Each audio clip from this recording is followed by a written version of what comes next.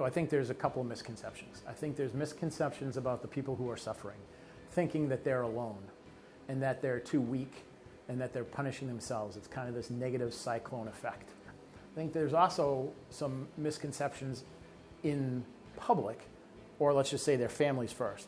Misconception in the family a lot of times is the family did something wrong raising that individual. So there's a lot of family guilt and family blame and family shame. From the department side, if I put my employee out or my staff member or my worker, if I put them in treatment for 30 days, they come back, they're cured. And that's a misconception. They're not. There's also long-standing traditional history that needs to be changed, culture issues that need to be changed, where if you can't handle the job, you get out.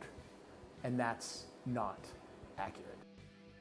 The job short-term has potential short-term impact, but it also has potential long-term impact. So the person who's been doing it for 20, 30 years could have that cascade or that culmination effect, accumulation effect. That accumulation effect is significant in the public safety sector, obviously in the military sector as well. So our veterans, you can have a one-time event where your life was in danger, or your significant other, or your battle buddy, your partner, their life was in danger. You directly witnessed it, you directly experienced it. That one-time event, that can have a huge impact. Those events built up over time can also have an effect, and they don't even have to be that grotesque or that severe. That can build upon you, and you challenge yourself, and you have that negative thinking. You get right back into the cycle. I'm not good enough. I did something wrong. I failed. And it just pounds on you and pounds on you and pounds on you, and that accumulative effect needs to be addressed. I had a period where I was pretty angry as a paramedic. Just angry paramedic. It happens. I was frustrated. And I went on an overdose, and the fire department was there ahead of time. And I was walking in, me and my partner, and the fire engine was already there. So the gentleman is at the fire engine, and I say, hey, what do you got? And he's like, it's another overdose.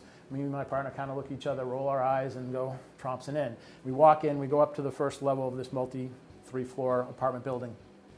And there's a gentleman in the hallway. I know him. And I look right at him. I'm like, hey, and I said his name. He looks at me, says my name. Like, what are you doing here? Because I know you don't live in this town. He's like, it's my son. I'm like, what? And my heart sank. That started my change in terms of not being so angry and realizing I had to learn more, because that's my friend whose 15-year-old kid I just gave Narcan to and brought back from an opioid overdose. And that kind of began my whole process in learning about addiction and learning about interventions and working more closely with people who are addicts, because I was the one that was out there from a paramedic perspective. It's a complex problem. It's going to require a complex solution. And to simplify it for everybody, I say the PITS model, P-I-T-S, which is prevention, intervention, treatment, and supportive services. If I don't have all four of those in play at the same time, I'll fail. My name is Jeffrey Stewart. People know me as Doc Stewart from Rolling Thunder Incorporated, or through Veterans Talk Radio with Stryker and Doc. I am a veteran. I served in the 80s in the military. Most of my time was in Central America. I was a medic then, and I'm still a medic to this day. So I'm a licensed certified paramedic, both in Massachusetts and New Hampshire. I'm also an instructor coordinator with that in EMS. And then I'm also a certified ARISE interventionist, and I'm the owner of Dragon Shield Consulting. So we do a 1-hour Veterans Talk Radio show Sundays at 7 p.m.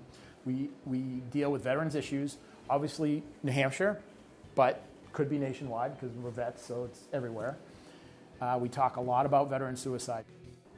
There's hope. Don't quit.